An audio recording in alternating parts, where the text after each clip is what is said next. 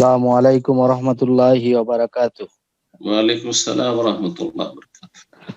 শেখ, আমি রিয়াদ থেকে বলছি, ভালো আছেন? জি, বলেন। আলহামদুলিল্লাহ। শেখ, আমার প্রশ্নটা হলো, কোনো অক্ত কাজা রয়ে গেছে, তো সামনে আমি দ্বিতীয় অক্ত পেয়ে গেছি, তো জামাত চালু হয়ে গেছে। এই ক্ষেত্রে আমার পেছনে যে অক্তটা কাজা রয়েছে সেটা আদায় করা আগে দরকার, না যেটা সামনে চালু হয়েছে সেটা আদায় করা দরকার? সঠিক মত হচ্ছে উলামাদের বিষয়টিতে ইখতিলাফ রয়েছে যদিও, কিন্তু সঠিক মত হচ্ছে যে তরতিব যেইভাবে আল্লাহ ফরজ করেছেন, যে সালাত আগে ফরজ করে সেই সালাত আগে আদায় করবেন। জি, এর ব্যতিক্রম করবেন না। সুতরাং জোহর আগে ফরজ হয়েছে আর আসরের জামাত শুরু হয়েছে, তাহলে আপনি গিয়ে জোহরের নিয়তেই প্রবেশ করবেন আসরের সালাতে। আর ইমাম আর মুক্তাদির নিয়তে পার্থক্য থাকলে কোনো যায় আসে না, এটাও সঠিক মত এবং এর পক্ষে দলিল রয়েছে হাদিসে। জি, যদিও হানাফি মাযহাবে ইমাম আর মুক্তাদির নিয়তে একই থাকতে হবে বলা হয়েছে, কিন্তু সেটা দলিল বিপরীত। জি, ফরজের পিছনে নফল জায়েজ, নফলের পিছনে ফরজ জায়েজ, এর দলিল যখন রয়েছে, ঠিক তেমনি আসরের আসর পড়ছে ইমাম, আসরের পেছনে জোহর জায়েজ, জোহরের পেছনে আসর জায়েজ, কোনো অসুবিধা নেই। জি, কোনো অসুবিধা নেই।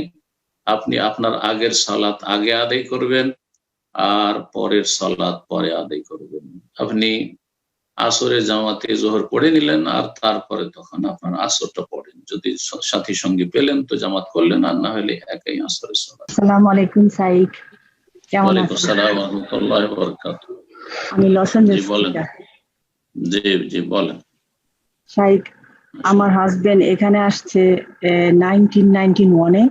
তখন থেকে বেশ কিছু মানে 5-6টা ব্যাংক থেকে অনেক টাকা নিছে দিছে, টাকা নিছে দিছে, এরকম করছে। তারপর সব টাকাই দেশে দিছে তার ভাইদের। তার ভাইরা বলছে ব্যবসা বাণিজ্য করে দিব টাকা, কিন্তু এখন আমার হাজবেন্ডের মে মাসের 15 তারিখে 24 বছরের যে জবটা ছিল সেটা লস করছে।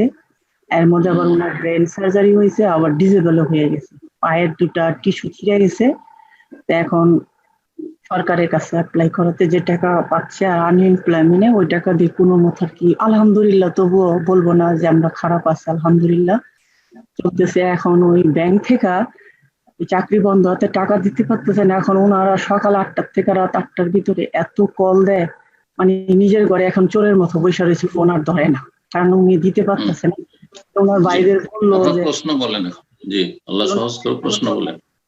সরি, ওনার ভাইদের বললো যে আমার টাকা কিছু দে, আমি কিছু দিয়ে ওনাদের কাছে মাপ টাপচা হয়তো ওনারাই করে দিতে পারে। এখন ওনারা কিছুতেই কোনোভাবে কিছু হইতেছে না। ওনাদের সবকিছু ওনারা ব্যাংক ব্যালেন্স, বাড়ি ঘর, টাকা পয়সা, নিজের যা যা সব সেপারেট করে ফেলছে। এখানে আমাদের কোনো কিছু এক পয়সা দেয়ও নি, আমাদের নিজেরও দেয় নেই কোনো সয় সম্পত্তি থেকে, এবং ওনার পাওনা টাকাটাও দিতেছে না। এখন আমরা কি এখান থেকে কি ওনাদের নামে কোনো ক্লেম করতে পারবো বা ব্যাংকে জানাতে পারবো যে এরকম টাকা ওখানে পাঠানো হয়েছে বা ওখানে ওনার প্রপার্টি আছে? বিসমিল্লাহির রহমানির রহিম, আলহামদুলিল্লাহ ওয়াসসালাতু ওয়াসসালামু আলা রাসূলিল্লাহ। আমাদের কাছে শরীয়তের বিধিবিধান পাবেন, বাকি আইন কানুনে কি করতে পারবেন না পারবেন যারা আইন বিশেষজ্ঞ তাদেরকে জিজ্ঞাসা করবেন। প্রত্যেক সাবজেক্টের লোক ভিন্ন ভিন্ন রয়েছে। এখন আপনার প্রশ্নটি ঠিক ওই আইন কানুনের বিষয়, যে আইনত আমরা থাকি, ধরেন আমেরিকায় থাকেন, সেখান থেকে বাংলাদেশে আপনার স্বামীর ভাইরা থাকে, তাদের বিরুদ্ধে ক্লেম করতে পারবো কিনা, আর আমরা কেস করতে পারবো কিনা ইত্যাদি, এগুলো আইনের বিষয়। আইনে আপনি লাভবান হবেন, ক্ষতিগ্রস্ত হবেন, তাদের কাছে জেনে নেবেন।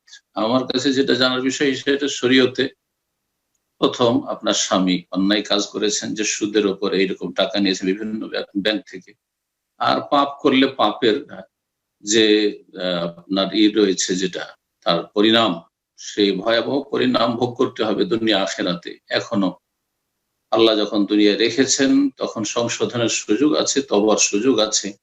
বলবো যে তওবা করতে বলুন, আল্লাহ রাব্বুল আলামিন হয়তো মাফ করে দেবেন, বালা মুসিবত হালকা করে দেবেন, উঠিয়ে নেবেন ইনশাআল্লাহ। দ্বিতীয় যে বিষয়টি বলবো সেটা হচ্ছে যে শরীয়তের দৃষ্টিতে এখন ভাইদের বিরুদ্ধে অভিযোগ করতে পারবে কিনা বা তাদের কাছ থেকে ক্লেম করতে পারবে কিনা টাকা উঠানোর জন্য, সেটা শরীয়তে জায়েজ আছে।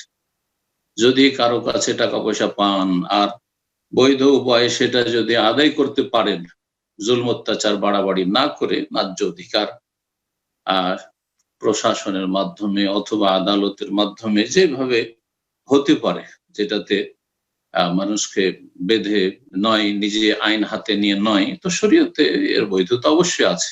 আপনি আপনার হক আদায় করবেন।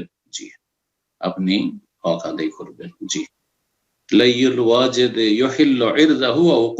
রাসূলুল্লাহ সাল্লাল্লাহু আলাইহি ওয়াসাল্লাম বলেছেন, যদি কোনো ব্যক্তি সচ্ছল থাকে টাকা পয়সা ধার নেওয়ার পরে, আর সে যদি টালবাহানা করে না দেয়, তাহলে তাকে শাস্তি দেওয়া, পানিশমেন্ট করা এবং তার মানহানি করা হালাল হয়ে যায়, বৈধ হয়ে যায়। সুতরাং শাস্তি দেওয়ার ক্ষেত্রে নিজে আইন হাতে নেওয়া যাবে না, প্রশাসনের মাধ্যমে বা আদালতের আশ্রয় নিয়ে, আইনের আশ্রয় নিয়ে শাস্তি দেওয়ার ব্যবস্থা করা শরীয়ত সম্মত। আল্লাহ তাআলা আ'লাম।